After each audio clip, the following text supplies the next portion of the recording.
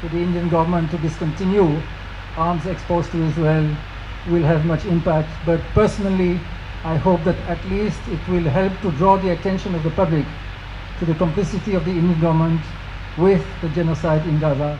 Joint ventures between Israeli and Indian defense companies with, for instance, on the Israeli side, Elbit Systems, the biggest Israeli defense company, Rafael Advanced Defense Systems and others.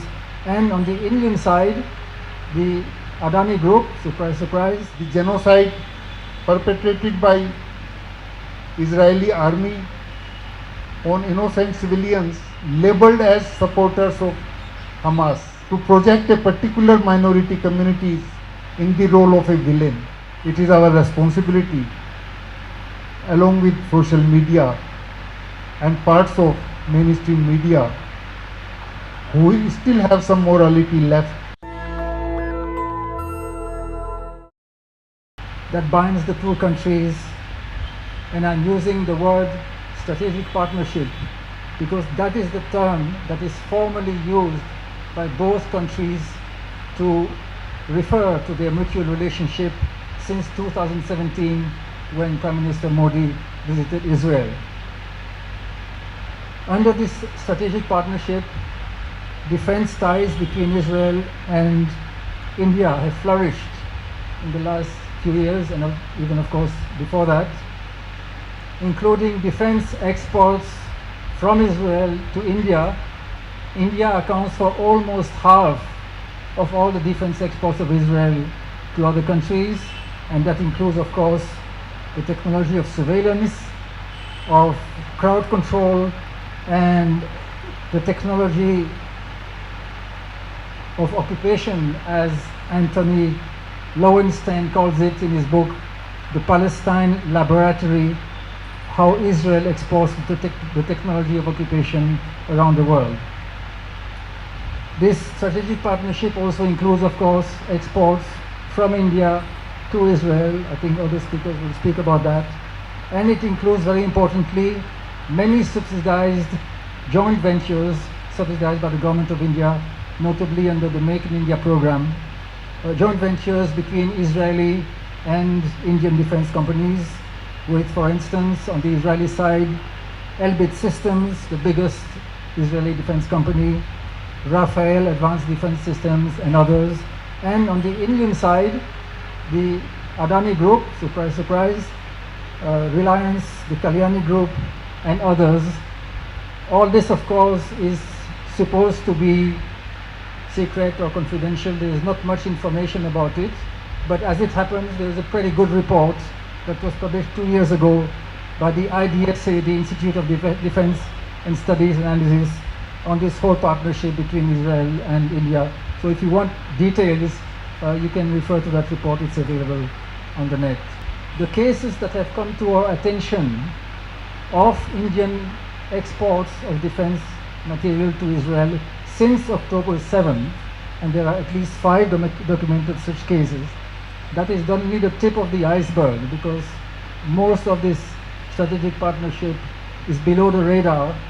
The government of India has refused several times in Parliament to give any details, including in 2014 when a similar attempt was made by some members of Parliament to demand the discontinuation of arms exports from India to Israel at the time of another attack on Gaza. And so there is much more going on than what we will be able to report today. Finally,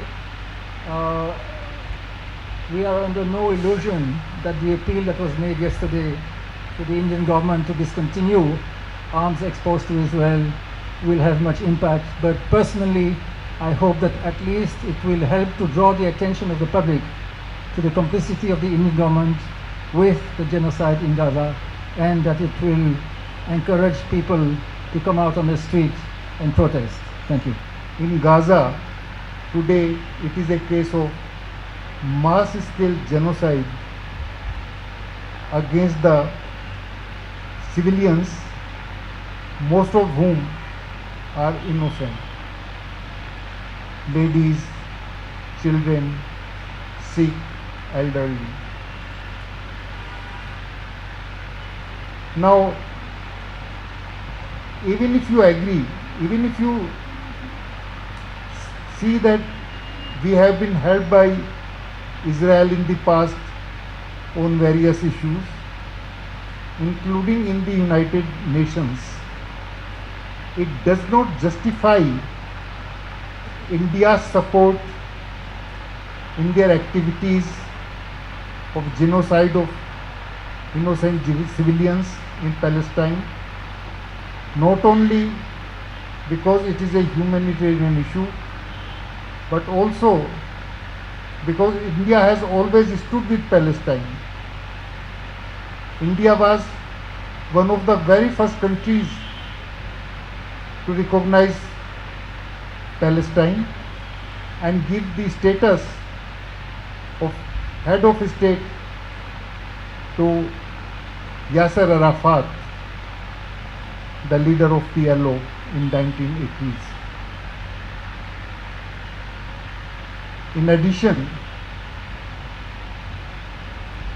I also noticed that whenever you speak of Palestinian rights or you speak against the genocide perpetrated by Israeli army on innocent civilians, you are labeled as supporters of Hamas. I don't think any section of society, no journalist, no politician, no political party, nobody in India has ever supported the action of Hamas on 7th and 8th of October 2023. But a narrative has been created that all those who are opposing Israel are supporting Hamas and their activities on the night of 7th and 8th October. It has a purpose, and I saw during the assembly elections in Rajasthan, when we were visiting in various constituencies in Rajasthan in November 2023, the memory of Hamas attack was fresh.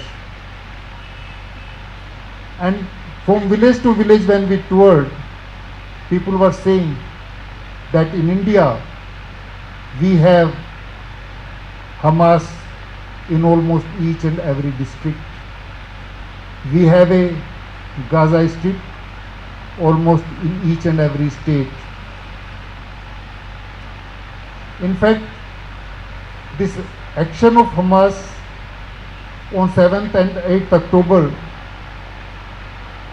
was used by certain elements in India in creating Islamophobia, to take advantage of this Islamophobia in assembly elections, and this continued till 2024 parliamentary elections. It is so unfortunate that such happenings, such genocides are also used as a political tool in India to create hatred against a minority community. Last but not the least, I wanted to point out that Indian media, the so-called mainstream media, especially the television channels, have utilized this opportunity to create Islamophobia, to wedge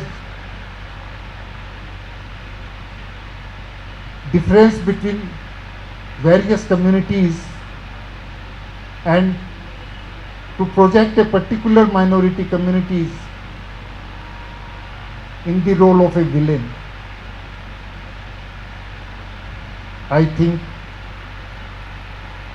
it is our responsibility, along with social media and parts of mainstream media who still have some morality left,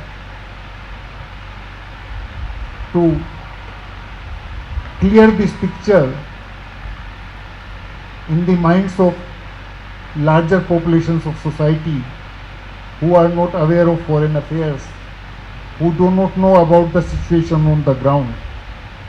And social media, especially the channels like The Wire, have a special responsibility for that. Thank you very much.